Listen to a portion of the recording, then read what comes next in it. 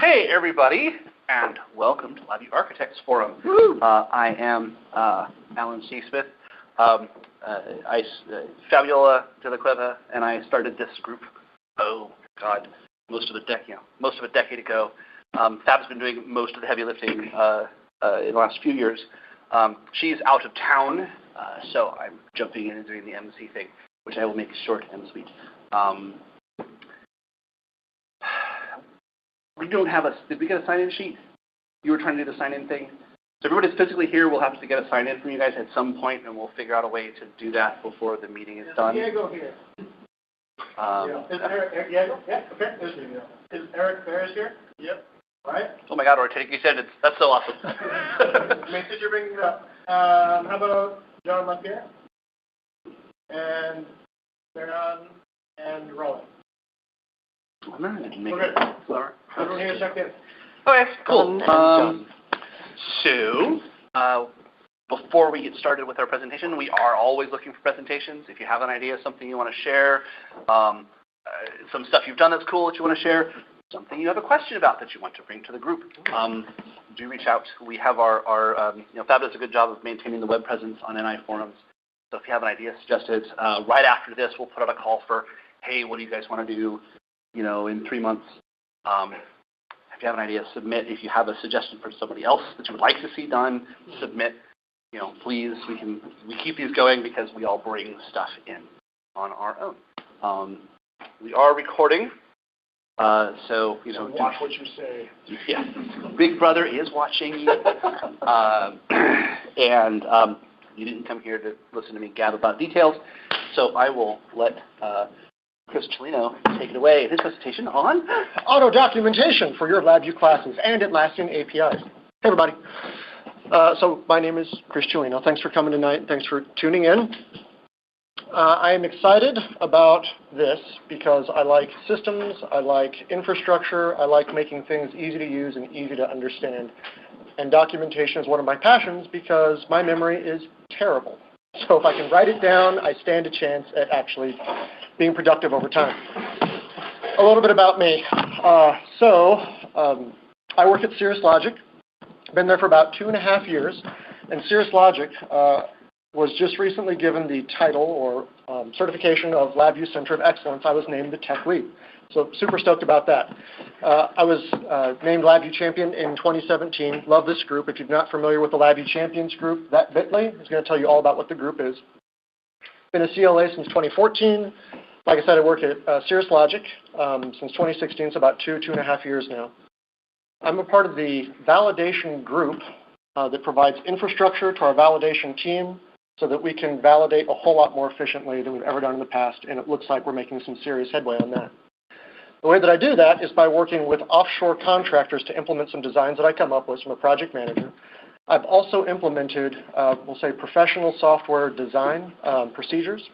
Part of that are things like automated test systems, automated documentation systems, how you gather requirements, document those requirements, show that they're fulfilled, the basics. Framework architect, I get to be a teacher.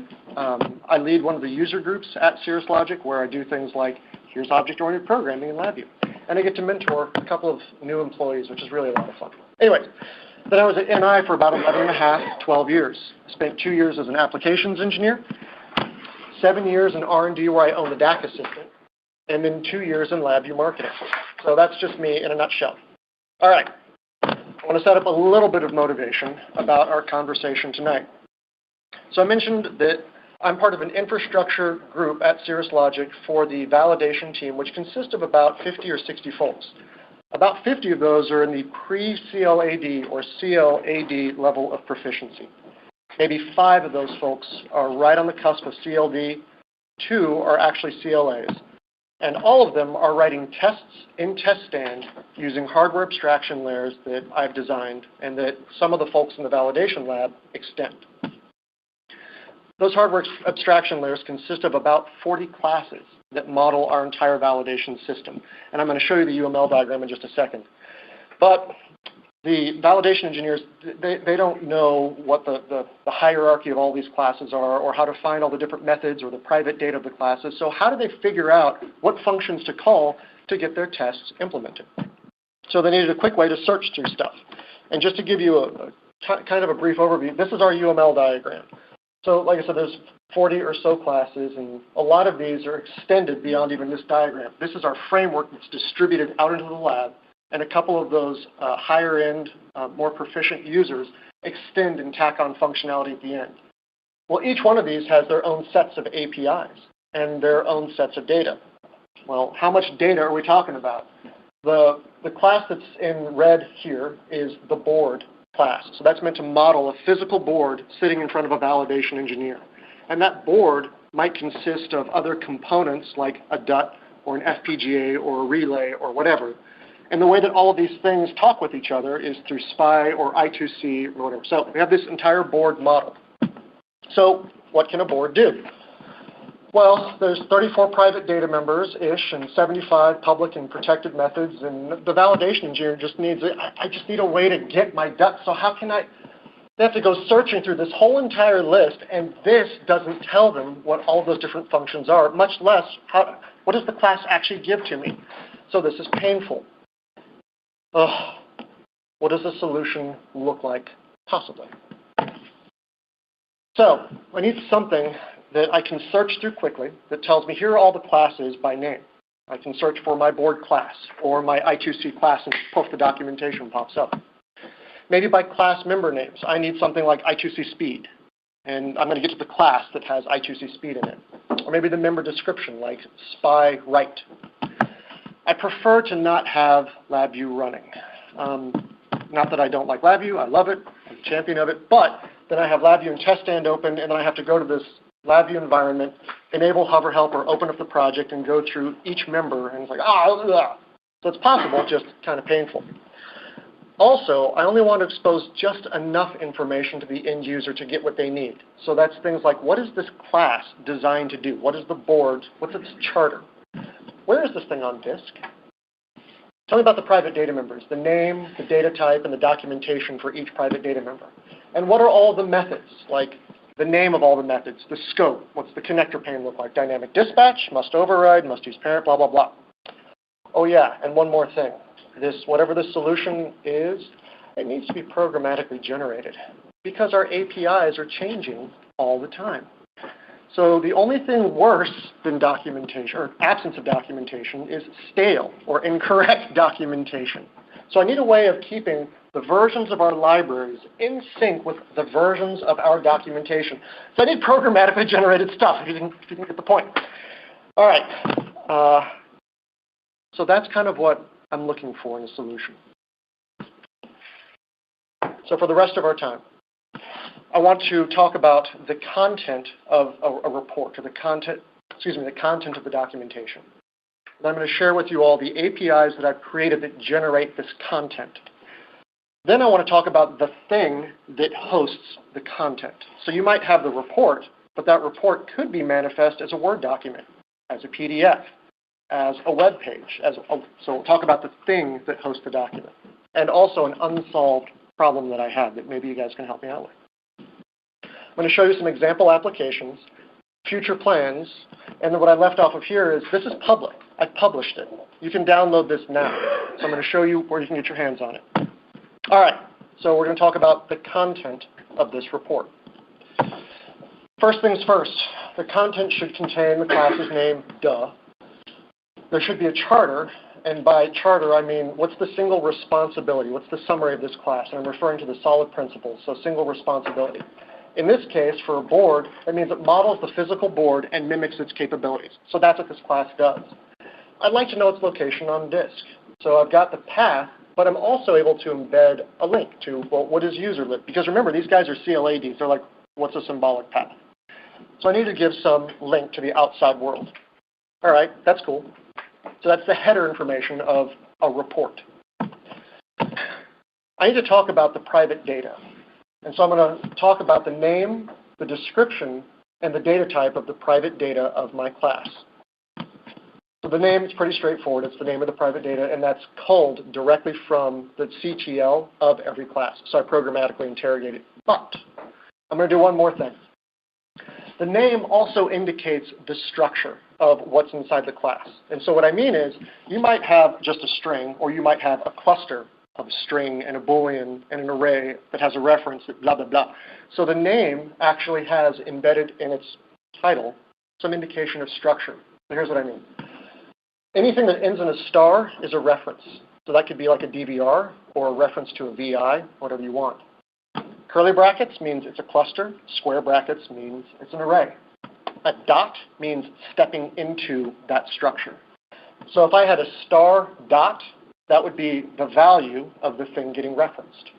If I have curly bracket dot, that would be an element of a cluster. And the same thing with an array. Array dot would be the scalar value of an element in the array. So just to push the point home, imagine that I have user config cluster dot paths array dot system cluster name. This is what the actual G representation looks like. Everybody following? So completely scalable all the data types that are inside of LabVIEW. One more example. You might have a user event. That's a reference. And I want to know what's the user event referring to. Well, it's this error log user event cluster that contains data and command. So going back to the description, on the left-hand side, you can see inside the name is the structure of the data itself. Then, of course, we have the description, which I pulled directly from the description and tip of each control. Now, I've embedded a system of XML tags inside of a description so that you could actually refer to external links. And the form of that XML string looks like hyperlink here. What's the text? What's the URL? And hyperlink. So when I resolve that into the holder might allow me to link to the outside world. And this is how I resolve to an actual URL. I don't want this necessarily, I don't want this text with all of the XML garbage in the hover help when I actually ship my code out to my customers. So at build time, I strip out all the tags. Make sense? So the source contains all this XML stuff. I process it, package it up into a VI package or an NI package, and during build time, strip out all of this stuff so that my customers see a nice, pretty print set of documentation. I've got a bit.ly link to my build system, which also is public. It's complicated, but powerful. So if you guys ever want to use it, you're more than welcome to it, and I'm forever working on it. Anyways, I could talk about that for a long, long time. All right, so that's the private data description. Now I want to talk about the private data type. Call recording is off. Whoa. Nobody wants to hear it, apparently. I didn't tell them. You're that boring. Oh, God. It's true. I put myself to sleep sometimes. Are you still sharing? Maybe. Yeah, I got the... Still sharing. Could it have timed out because was pick it up? I've got turn on, no, not my webcam. Let's not do that. Well, we can see. What's different? Right? Let's turn that off. How do I know, is it back on? Oh, I see the not recording symbol. So I can pause. start the recording again, but I'm not sure why it's stopped. Okay. Yeah, start it again. We'll see what happens. Call recording is on. Hooray! All right, I'm back. So we just talked through the private data description. Now I want to talk through the data type itself. So all the standard data types are reported in that right-hand column. You've got paths, DVR references, great. But I also have some special data types. Like if you're a class, I'm going to say LabVIEW class of type, whatever your class is. And if there's a report on that class, I programmatically link to it. So cool. Now I'm also going to do other things with, like the type defs, enums, classes, DVR references, and here's what I mean. I think. Make it do. Right. Okay. So with a type def, I'm going to tell you the type def's name, its data type. And here's an example. So I have a type def of power state that is of type enum U16, and here are all the values of the enum. Printed out right here. I'm going to do something similar with rings. And then classes, like I said, it's going to be LabVIEW class of type, name of class, and that's actually a hyperlink to that class's documentation. So now all of my classes are all linked. It's pretty handy. That's all I have to say about that. Okay, so this is part of my report. That's the private data. Now, inside of the methods, I want to know the member's name, scope, if it's dynamic dispatch, must override, must use parents implementation, description, and a prototype. And that's what the report looks like. So I've got the member's name, like initialized from style. What is its scope, as you would expect? Must override true or false. Must use parents implementation. Now I have something kind of unique here. I mandate that if you mark a member as must use parents implementation, you must provide a reason why. Also, if you mark something as must override, you must provide a reason why. And I have an XML tag titled must override reason or must use parent reason that you embed in the VI's description. And then I call that out. That description gets reported after true. And of course, here's the function's prototype. What if somebody doesn't give you a reason? They get a JIRA ticket. Which I also programmatically generate. We'll get there in just a second. And Chris was demonstrating that he has no friends at work. Not wrong. No. All right. So here's just, like I was saying, there's the required override reason, XML tag, and the must call parent reason. And it appears after, if you mark something as must use parents implementation. How do I do all this? What's my API for this report generation thing look like? It's actually pretty simple. It's always simple at the top, isn't it? Devil's in the details. All right, so I've got a parent class that I called report, where I define the API, which is generate a report. We'll get to create page from report template, embed report in page, and then deconstruct. And then I have a specific kind of report, which is my class report. And you can construct a class report either from a class's path or a reference to a class already in memory. And the reason why I have these two flavors is if a class calls another class and you want to document the parent class, you have to load the entire class hierarchy into memory, and you document the parent, you shut everything down, and then go load the child, and that's ridiculous. I'd much rather load all the classes in memory, keep them in memory, and document them one at a time. So that's why I have this. You can construct the class report from a reference or not. All right. This is where all the devil's in the details in that do VI. Here is, in broad strokes, what do does. So I used my sequencer that I was showing you guys earlier, so that's a link to it. First off, we determine the report's destination. So that might be a Word document, or that might be a web page, so the URL for the web page. I figure out where should this report live. Next, I don't necessarily want to report everything in the class, like all the accessors. No, I don't want to tell you the detailed information about all the accessors, not necessarily. So I allow you to filter out based on virtual folders. You give me a virtual folder name, and I kill that off. Clearly, I want to get the class's file information like the description, friends, private data control info. Of course, that's recursive. And I want to get the class member information. So this is what the heavy lifting is behind generate report. The report has that information inside of it. So that's what I'm giving you in the report class. This is ready to go regardless of the holder of the report today. And then you may do with that information as you see fit. So, for free today. And it's only for classes. We'll talk about that later. Now, that's my dog of shame. Because, and maybe this is where you can help me out with a problem that I had. I took a bit of a shortcut.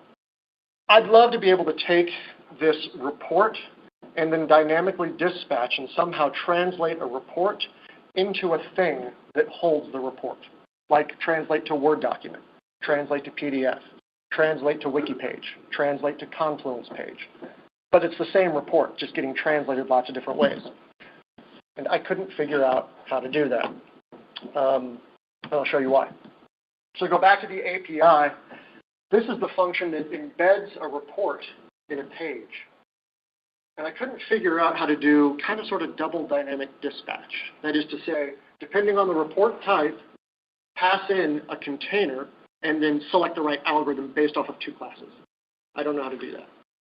So for right now, I got lazy and hard-coded it to exactly one container. And that container right now is Confluence pages. Just out of curiosity, how many folks in the room are familiar with or use Confluence? 1, 2, 3, 4. Yeah, so it's NI Web here. fine. Right. So that's what you guys are deprecating, which sucks. Anyway, this plus and minus. We use it extensively at Cirrus Logic. So I decided to hard code my report to translate report to Confluence page. And that translation means HTML magic because it's web-based. You wouldn't need that HTML stuff if it was a Word document or a PDF or whatever else. But again, I don't know how to solve this double dynamic dispatch behavior where I've got two vectors of change. One is the report type. I have classes right now, but you could imagine a VI report or a project report or an LVlib report and holder type. So I don't know how to do that. Have you looked at the character? Boy, have I. Because that's the same problem. Yes, it is.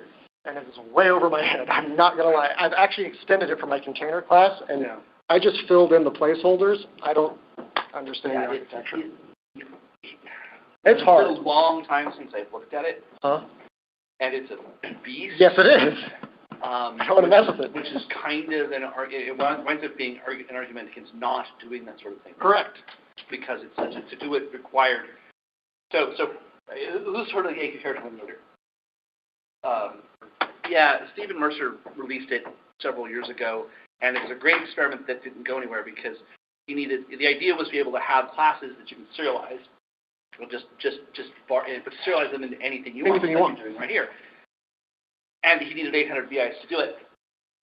No joke. No joke. 800 VIs that you had to have a special class. You had to be serializable. That's right. Which is even worse.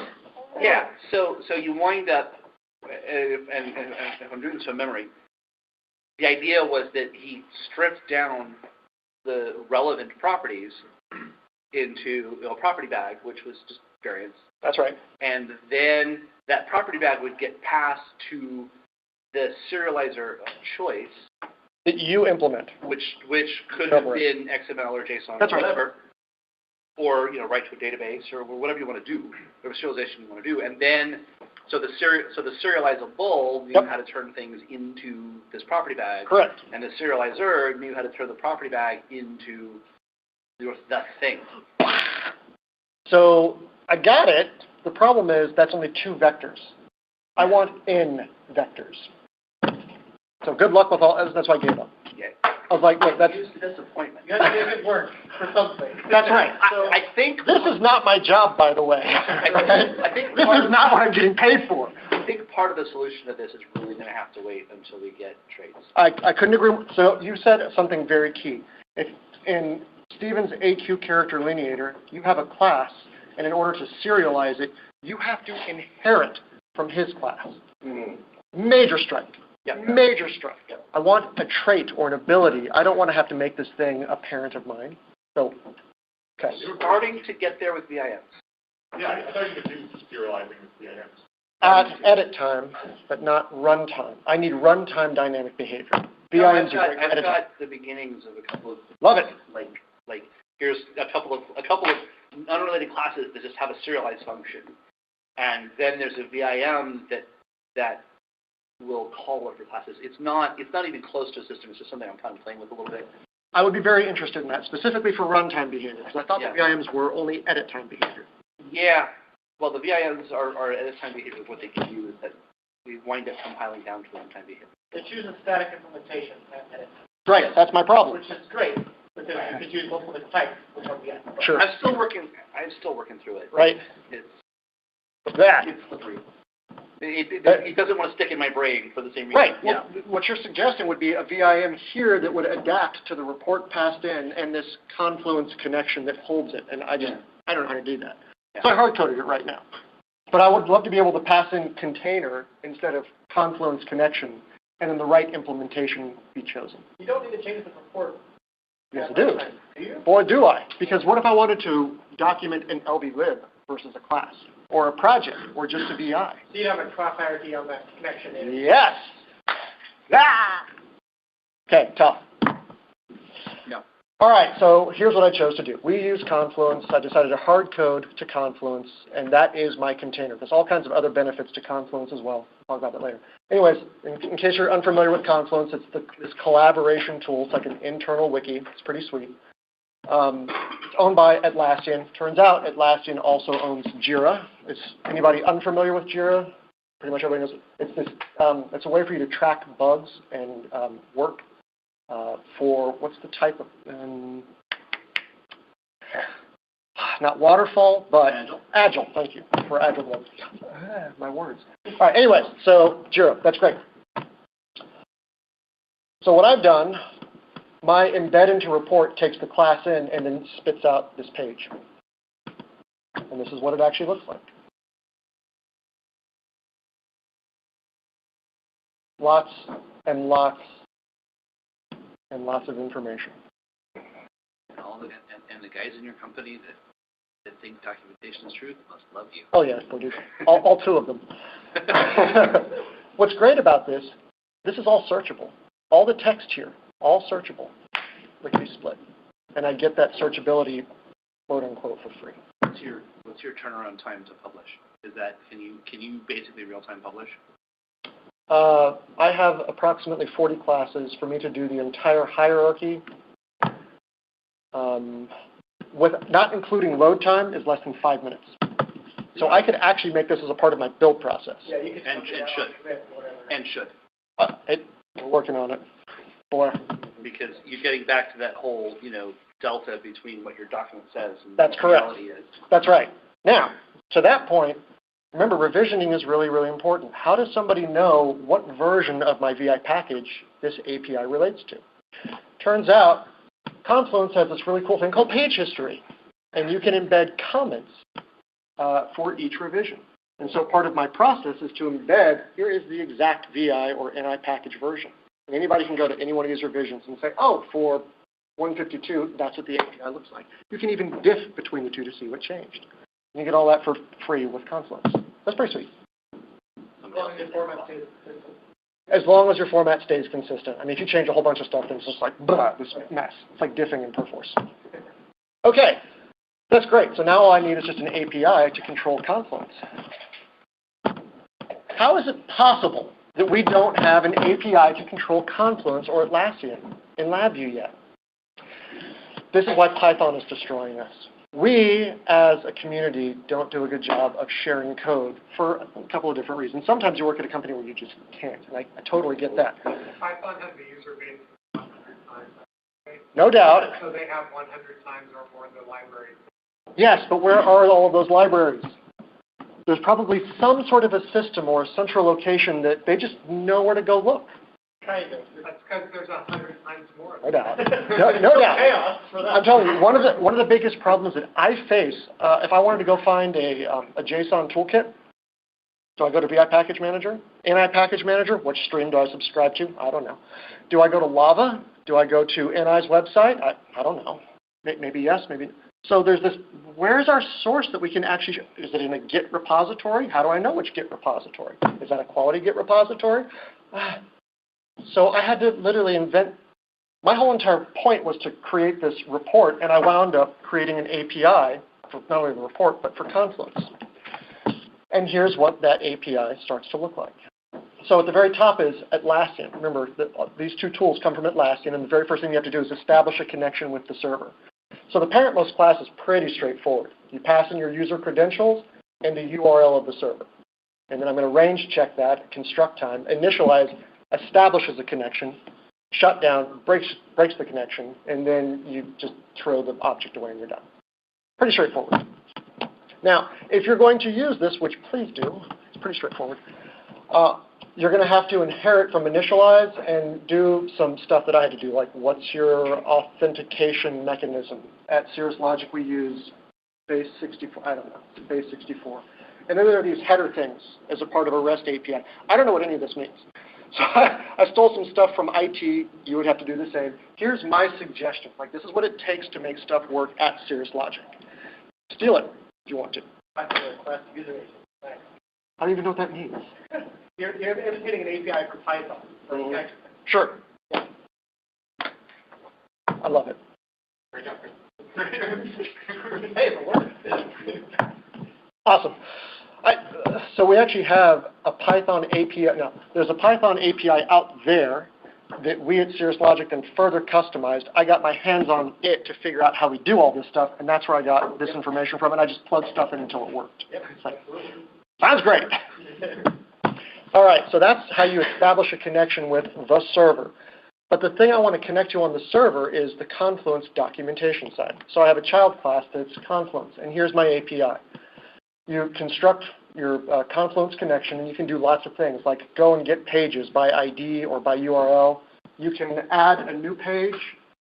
You can get a child page, a single child page, or recursively everything under the hierarchy. Here's all the properties of a page. You can commit a page after editing its properties. You can move to a new parent. So you can do lots of cool stuff with pages. You can add labels. You can add attachments. I had to do all of this stuff to make that table that you guys saw in my documentation. Okay, great. Well, like I mentioned, Atlassian also does JIRA. And we use JIRA, so I was like, I got a great idea. I'll make a JIRA API. And this is where the dog of shame comes out again, because that is the full extent of my API. You can just create a ticket. And the reason why is JIRA can change the API out from underneath me all the time.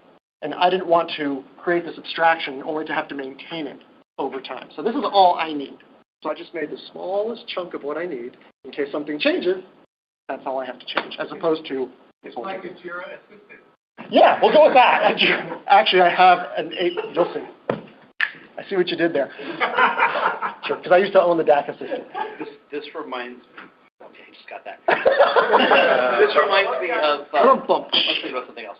This reminds me of the early days of LabVIEW coding. I can actually talk about this with authority, where we were writing drivers for instruments. Right. Before we had this huge instrument library of all this stuff, and we're writing drivers for instruments. And it's like, well, okay, you can get a customer who will pay to write the whole thing, right? Which is great, but usually they just want like 3 things, and so you write the 3 things. The 3 things. But you actually, there's something that you said. Maybe you get somebody and you pay them to write the whole entire thing.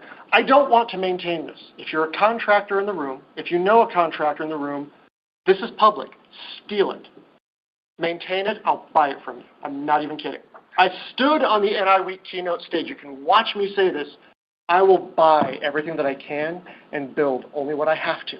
Because to maintain this is not a part of my job. I wish more people had that. Right. That's why. Yeah. I can't begin to tell you, we built 3 sequencers. Not 1, 3 sequencers internal to Cirrus Logic until we abandoned it and then went to test stand because test stand better.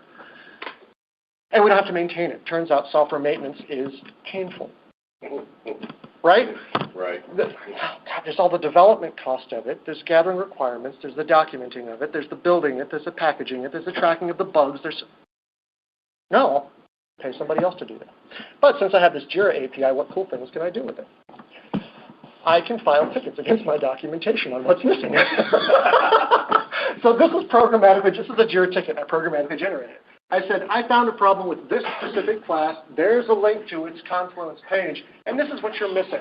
The description of that method, and these private data members don't have their descriptions. Go fix it. This is awesome. Do you have full buy-in on this? Sure. Yes. If not, you should. Yes. In fact, I have an entire JIRA project just for the quality of my documentation. So yeah, which we'll get to that. There's another dog of shame coming out. Please steal this. Is this like a sign-in for the person who committed the... No. Okay.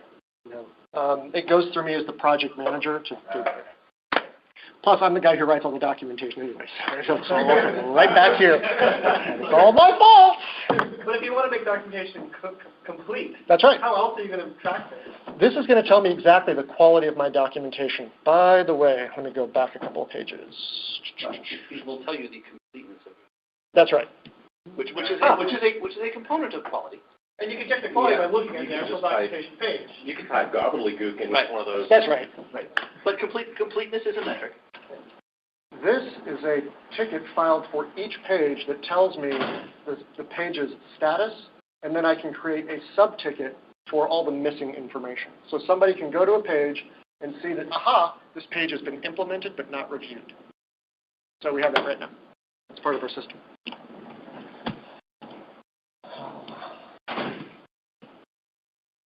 Pressing on. Right. So that's cool. I have this API, and that's neat. I mean, APIs are cool, but I'd much rather just give me the application that ties it all together. And I've done that. So I have 2 different applications that I ship. I mean, applications is very good. So you hit the run button, and I just call the API in the right order. Anyways, you can create a new page for a class example. And what you input on the UI is your username and password, the base URL, the folder path containing the class or all the classes that you want to document recursively. Cool. Which page in Confluence do you want all this new documentation to live under? Whatever your commit comment is. And then I'm going to tell you the status as I'm processing the report. So that's what the UI looks like. The code, God willing, is pretty straightforward. Phase 1, open Confluence connection. So I have inherited from Atlassian, and I have Cirrus Atlassian connections. So all of this happens in a singular VI. And then I have my play, but I've got comments on, if you override this, you replace this with your version of connect, whatever that looks like. Are you doing that? But because the base URL, this is not the same prototype. In our case, we actually have 2 Confluence servers. One is release, one is test. And I've hard-coded those paths inside of the VI itself. So I can't use dynamic dispatch. You've got 2 different start VIs that have different parameters going in? Well, this is the same. It's this construct that's the problem. I'm talking about the thing we're looking at, this VI. Yeah. This whole thing, screenshot. Oh. VI that you've got multiple of, and they've got different inputs. No, so all of these, this is all the same-ish. I want to know why that's 2 more specific. Yes, because I forget why I did this. The code smell, that's fine. There's a good reason. Okay. I have Cirrus-specific code in my implementation of this guy. And the prototype is different. That's the reason why. So I can't dynamic dispatch off of this. You're talking about dynamic dispatch display, right? Yes. Dynamic dispatching the what? Display. To the right. Oh, this is dynamic dispatchable. That's Yeah, right. the way Why are you you cast casting it. it? There's...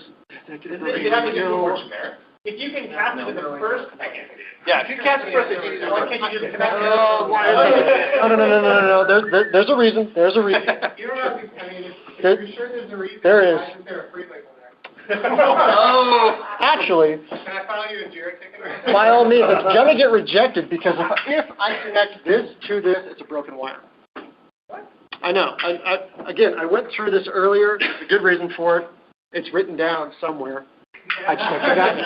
Which is why I like documentation. All comes full circle. Okay. So anyways, that's stage 1. Right. So we find the parent Confluence page. Right. So this is the page. Before Michael was asking the comment, Yeah. you can bypass having to learn to wrap Atlassian APIs by just using the email plugin. Oh.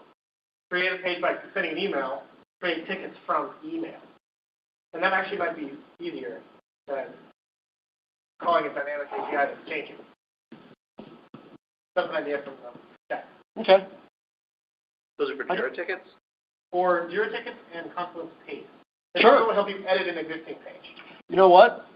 I will pay him to write the API or whatever. I don't want, no, this works. I don't want to make, I You're don't not want working on to. this. Yes, I'll buy it, whatever. It's great. Okay, anyways, so that's stage 1. Stage 2. We open the class file, that's cool. And there's my create report from reference because I'm going to open up all the classes. I don't want to be shutting classes down. I get the template Confluence page from the class report because there's a template that I'm programmatically editing. And then I create a new Confluence page, get the ID. There's a unique ID for every Confluence page in Confluence. And I take that ID and embed it in the class. So now the class knows the page that it belongs to. They're bound. And I overloaded the help.tag. That's just kind of like a free-form field inside of your class properties. Ooh, I see a furrowed brow. I don't know if the freeform field, isn't it like the actual, like the documentation page of the library? There are fields. I don't know. Okay. Call recording is off. And we pause. Also, while we're at it, change that error tunnel to error because it's true. Haven't you seen my error? Call recording is on. I don't want to do that. Really? Yeah, because I want to process all the classes even if one fails. What if your for loop runs 0 times? Then it's fine. I'm not worried about it. Then you lose any upstream errors. I don't care about the upstream. If it runs 0 times, I don't care. Fine. I don't care. But if there was an error coming into this code, you now have lost that error. Fine. No. Inside another error that you don't see, an error case. Yeah, we're going to go with that. There's a larger error case structure on the outside. This is not a sub-VI. So there. I saw an error wire coming in. Sorry, don't worry about it. Magic. My job to worry about the Magic. Every time, let's keep it. Yeah. All right, anyways. Right. So then, of course, I save your class, which means if you're in source code control, your class has to be initially checked out. All right. Sweet. Next. Remember I told you, you can filter out different things to document in your class based off of virtual folders. So there's your virtual folder exclusion list. No, I don't have like some complex algorithm that if the folder name contains A but not B. No, it's just, there's a folder that I find that it matches the name. I kill off anything underneath it. Tough. Okay, great. So then I build the report. I embed the report in the Confluence page, and then we're done. Oh, no. This is where I would build up errors. But you're right. I would lose one that gets passed in. Don't care about that one. All right. What about refreshing? Let's say the page already exists. Now I have to refresh it. This is actually a much simpler case. So again, phase one. I forgot about the most important point. Profit. Okay. Hey, there it is. Or what if you can profit? Let me buy it from you for the love of Mike. Darren, want to take this over and I'll buy it from Delacorp? I kid. Anyways, so phase one, again, we connect. I get all of my classes, open each class, and the class already knows which Confluence page it's a part of because I saved it. So I get the virtual folder exclusion list. I'll run. This is just me getting the classes path so that I can tell you what's going on. I update the Confluence page, close, ship it. That's it. If you want to generate a JIRA ticket, this is the JIRA DACA system right here. So the report is completed here. Next, I'm going to analyze the page to find out what's missing and then create the JIRA ticket. What does that code look like? The dog of shame. So there's one hard-coded constant in here that I just got too damn lazy to pass in. I could fix the connector pane, but I'm too damn lazy. This is the name of my docs or of my JIRA project. So yeah, I could pass it. It wasn't going to put. And then this is the function that I showed you guys earlier that actually creates the JIRA ticket. Deal with it. All right. Confluence, turns out, has lots of rules about how you can link documents to each other by ID, by URL. So I have kind of this helper function that will create URLs and XML tags that you can put in your VI descriptions. And it's located there on disk if you choose to download my stuff, which you should because it's right there. So if you go to bit.ly/me_autodoc, it's going to take you to a page that I'm going to bring up. I forgot that I actually put this together, and I'm kind of proud of it. Can I show it to you? Maybe. This also is a cool page. Took your bit. Yeah, the heck. All right, so bit.ly/me_autodoc. Oh, I'm sure I can spell my last name. Sure. I'll just say yes. Do. All right. So here is everything that I just showed you. There's the UML. There's the description of the report. And it's all there. There's the JIRA that you all love. Here are the different. this is the thing inside of your project documentation that I'm programmatically writing to. This is an ID for a Confluence page. That's just a magic number. Great. I'm going to go and grab the the name from the private data as well as the description of the private data. Ta-da, there's the description and tip, cool. More is great. I even have a video here, okay. LabVIEW bug. If you have, file a ticket on this, I can't create documentation for this thing inside of a DVR. I have to literally drag it outside, change the documentation, and drag it back in. LabVIEW bug. Fixed in, I don't know. But fixed in soon. Yeah. Like everything else. Yeah. All right. So my conclusion is it's amazing. Go download it. I have some release notes. And then at the very, very end, I have zip files that contain 2 flavors of the export. One is all the VI packages, including dependency VI packages. Another one is NI packages. And then VI packages for dependencies that NI packages don't exist for yet. Which one's the bigger one? The one with NI packages? Which one do you want to be bigger? I'm serious. Well, I don't know. I'll be honest with you. Which one is those which then?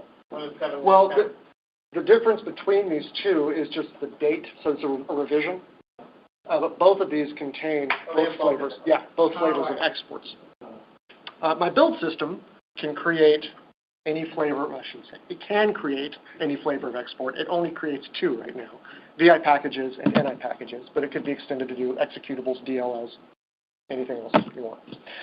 Okay, so let's talk about the future. Look, you got 11. That's a lot. Yeah. Yeah. Dude, I didn't see that. Go me. So like I said, it's exported as VI packages and NI packages. The zip file contains all the dependencies. Something else that I really want to work on is an auto release notes generator. I proposed the idea, but I would like to be able to quickly tell you, here are all the different bugs that were fixed and all the new features. And I don't want to write that by hand. Would you pull that from the commit note? Yes. Yes, that's exactly where I'd pull from. Yeah.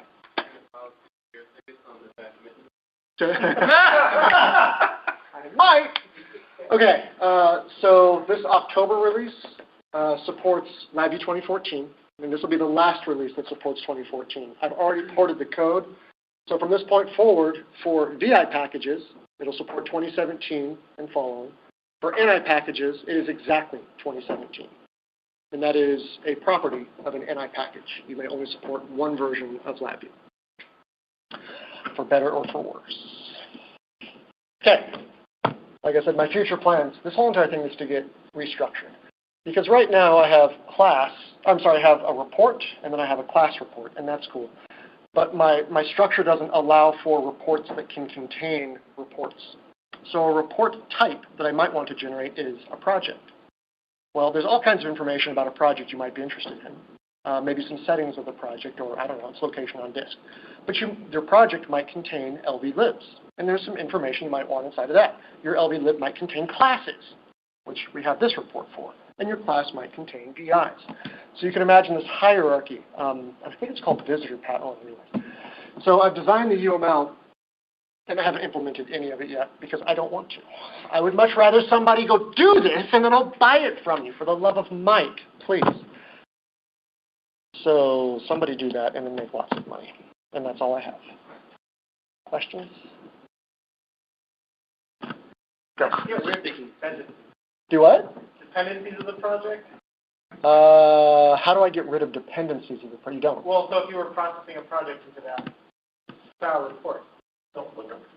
Yeah, so I wouldn't go to the... How do you want to look into the... Yeah, no, don't do that. I've gotten to where I have so many, so in my project in the thing that I'm working on perspective anymore has so many LV proj files that I'm not. Yes, being able to nest them and have those containers and stuff is great, but I'm like, I don't want documentation on all Sure. of those. I get it. Well, what you could do, maybe, so I've got that virtual folder exclusion list. Actually, no, I would. I would, Yeah. Well, because the reason I have so many LabVIEW projects is I've got, here's an actor. Here's all unit tests for the actor, which are also a form of documentation. Oh man, that's a whole entire other beast. Yeah, and that's a project for me anymore. What are your other bit.lys? It's Christina underscore. What are the other two? That's a good question. So I've got Autodoc. Yeah. I have underscore sequencer. I have underscore build process. I think. Hold on a second. I should probably be careful with this. Where have you been? Everything you need to know. I've got the wiki, so I've got my sequencer, Autodoc, builder, my champion profile. Oh, here's my build system. You can see lots of people like the build system. Exactly 0 people. I think it's building too long. That's actually part of the reason I do this. You can figure out how many people are clicking on the link. 322 clicks on the sequencer. Pretty happy about that. Anyways, so if you're unfamiliar with Bitly, it's fantastic. Just use it. It's great. No, you don't want to see that. No, you really don't want to see that. Gross. I want to show you something really quick. What I would love to be able to programmatically generate is this. Make it do. This is the UML diagram. Please zoom in.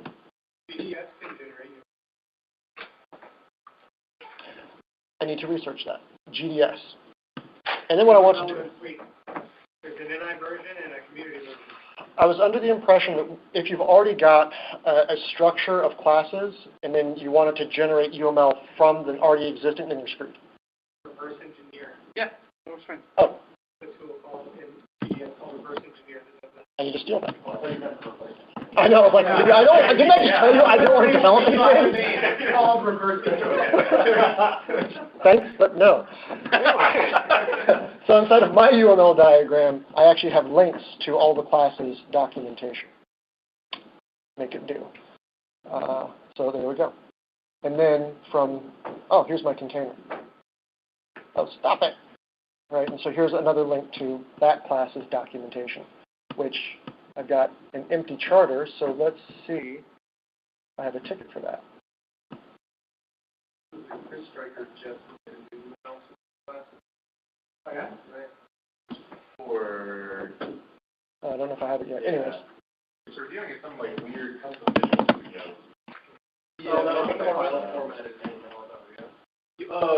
It's an open format, but it's an open format that only Visual Studio currently uses. right. So it's open format. Okay, I'm going to figure out your question about why I get the broken run wire unless I cast. Hey, I'll figure it out later. Once you figure it out, put a label in it. Figure it out. I don't understand why you can't connect it. I don't if know. You can cast it. That's the weird thing. Yeah. Yeah. I agree, because the input. You told us earlier you can't remember anything. What's the point? What if the function Hold on. was never defined? No, we'll just. It was defined first in the child. We have the answers. We have the. Yeah, that's a code smell. Yeah, that's You're a code smell. But that is also true. Here, okay. What is the parent or the first? But you can't say that it is code smells. Oh yeah, I That can. would not be fair. There's some code that he's written that smells. All of mine smells like flowers, baby. Like the Atlassian class doesn't have any. Correct. Atlassian is ignorant of the concept of Confluence. So it's just Atlassian only establishes connections with the server. Hold on. There's an answer. P.S. Never do LabVIEW development without a mouse. You know, Stephen Loftus Mercer is actually really good at touchpad LabVIEW. He would be. Well, I'd say really good, like as good as someone could possibly be at touchpad LabVIEW. Why? Better question. Why? Never ask why when it comes to people. How are you doing? Not responding.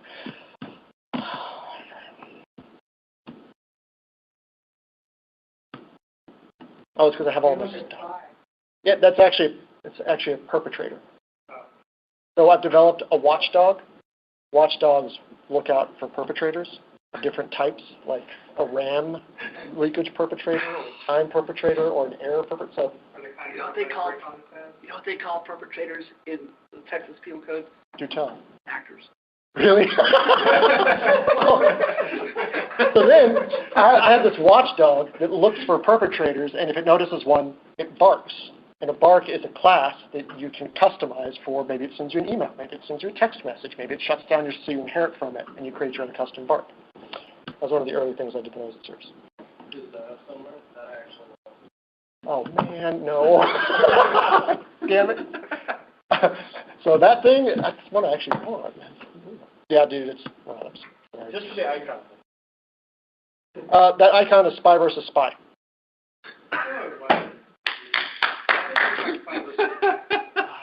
Did you think we just like looked up an image and just dragged it on the icon? Yeah. You have the VI open, just remove it, see what happens. Yeah, I was going to say. I've done that with my Pi-VI.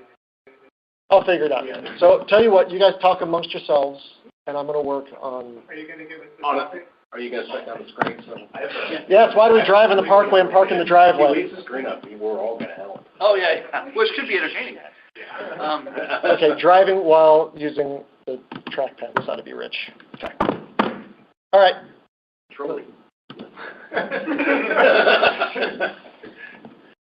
So here is my... I need to load my specific instance. Sorry. God. So, Okay.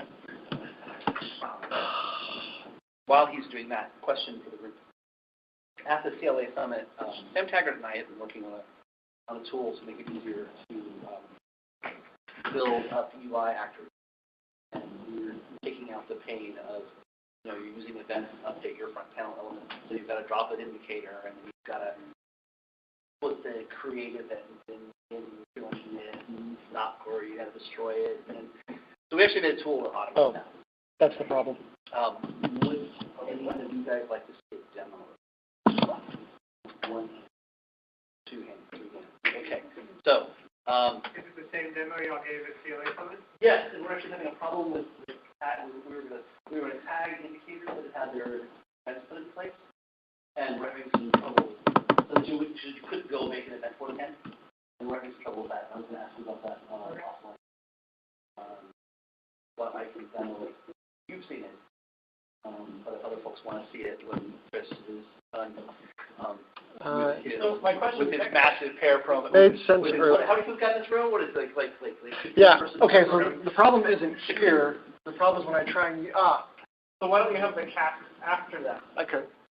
Yeah. It's one. Yeah. Right, but Sure, it's sure. close to the Yeah, you're right. So I got to put the cast here. Yeah. Is that because it's not dynamic dispatch defined in the parent type? That is definitely true. That's what. So that's the child class VI, which is wired up to the broken wire. But it's the parent class. There is no. That's Okay. Is that a static method Yes. of the child class? yes. This is not dynamic dispatch. That's correct. That's correct. This is not. There is no parent implementation here. Doesn't make sense. That's correct. But your child class still needs. So really what you want is the Definitely. parent class. Smell that. Oh. There are times when you can do this. I just wanted to make sure that I made that. No, you're looking out for it. Thank you. Now you know exactly what to put in your only screen out there. I'm just going to fix If you have this. the ability to target multiple types of reports, this wouldn't be a problem. You're absolutely right. Yeah. Because then you have a hierarchy of that type. Man. Well, that's true. This actually hard codes it to the container right here. Yes. Where we start getting more generic is over here. So I have two parallel ideas. This is the container. I've actually got them on different lines. And then I have the report.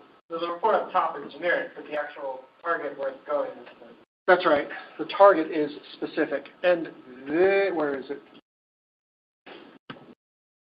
Yeah, it's over here. That's the thing that's binding them together. It kills my soul. I don't know how to fix that without rewriting the AQ character lineator in 700 VIs, and that's not what I'm getting paid for. Anything else you guys would like to see? Oh, you want to see how to do? Yeah, I'd love to show you what goes on inside here. Just kidding, you don't have to. Watch. Hey, go back to the two simplification dialogue really quick. Wait for it. What's this guy? In LabVIEW 2019, we're going to give you a diagram preview of items you have selected. So you can browse the list of the tree. There's a diagram. Oh, that's awesome. It's my old method viewer. They rolled it in the LabVIEW. This is so awesome. Yes, please. Okay. And I'll say to everybody. I'd love it. In 2019, actually. So this is my sequencer pattern. Here's what the code is actually doing. One of these sequences has a subsequence. That's it. Again, one of the powerful things about this sequencer pattern is you don't have to worry about any of this to figure out what's actually going on. There's your summary right there. So pay no attention, remain behind the curtain. All right, I'm going to stop talking now. I mean, not really, but whatever. Questions? Oh, this is not going to port to next gen. Not even close. Not even close. I will say this. I got to evaluate next gen at the CLA conference this last year. I was very pleased with the progress that's been made, specifically in classes. It's better. It's better.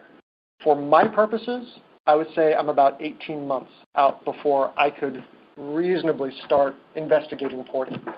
There are still a couple of key UI elements that are currently being worked on in this sprint, primarily subpanels. That's a big one for Clive. You guys have a chance to see that in the keynote.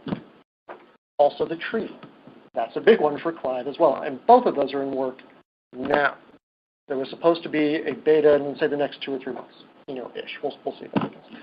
So I need object-oriented programming pretty solid. I need a couple of UI elements pretty solid. I need a lot of VI server stuff pretty solid. So I'm thinking in the next 18 months it'd be a viable candidate. Now it turns out, if you guys got the chance to go to my presentation at the CLA conference or you've seen it online, there's the engineering aspect to solving a problem, and there's the political aspect. And one of the reasons that it's going to take us a good long while before we switch over to next gen is I just got these people fairly used to how to use this thing. And they're already upset with how often I'm changing my APIs in current gen. If I switch this from current gen to next gen, I'm fired. That's simple. So that would be, I'm going to have to time this. It's not an engineering problem anymore. It's a cultural problem. Well, will you first try to port over all of your tooling or even developers? So my infrastructure that supports all of this stuff has to go first. That includes things like my container, my build process, auto document. These are things that they never see, but facilitate the building of all that stuff. But you're doing that before. Well, the plan is. Absolutely. If those don't port, nothing that I build on top of ports. Thankfully, before I left NI, I had my container, which is one of my key things, here. So they started running the Monarch utility, the conversion utility, on my code base. What are you talking about container? Like your container API? That's correct. Okay. Process in DVR and linking. That's right. That's the one. Right, because you've learned the truth that if you deliver a framework without tools, you have to build a framework. That's correct. You have to have a framework with the tools in order to use it. I'm actually using VI scripting significantly right now to make instantiating instances of my HAL easier. So I want a specific kind of board. Well, I'm going to create all the overrides for you and drop all kinds of stuff on the block. You have to have all that stuff in place.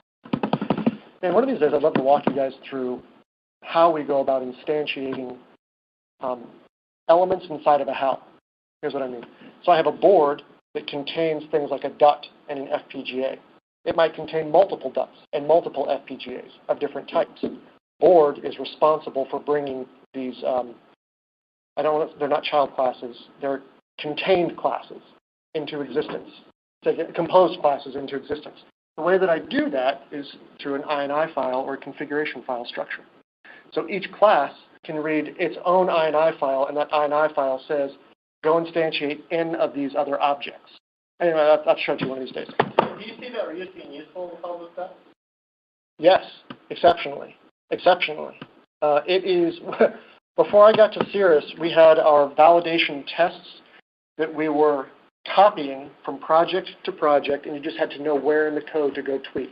We talk about brittle and lots of tribal knowledge. So kill all that off.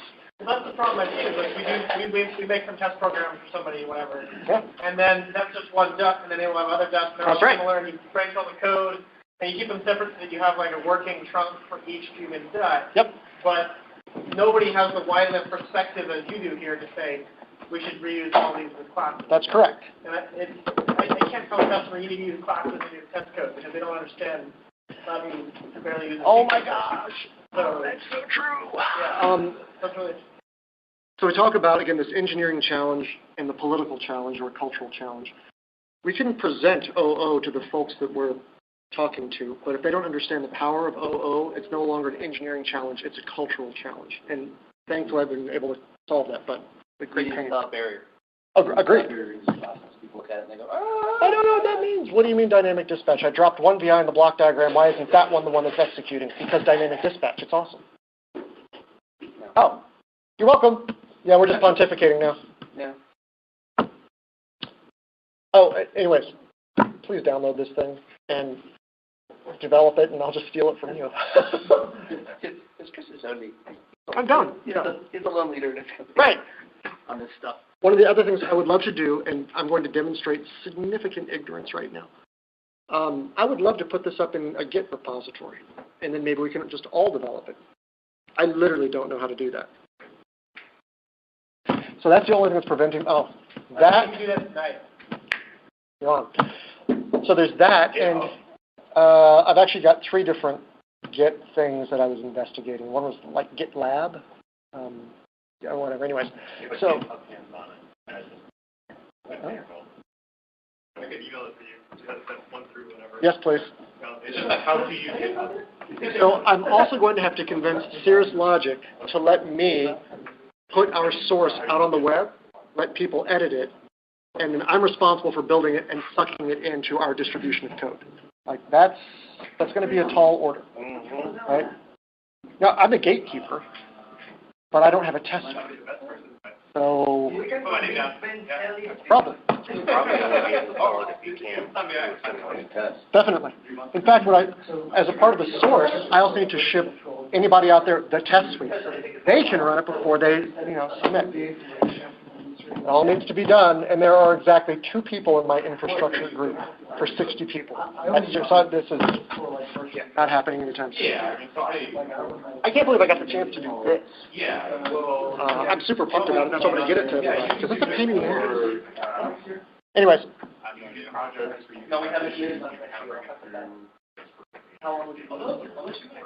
So we're done presenting, right? Yeah, you can. I'll investigate how that. Yeah. Thanks, y'all.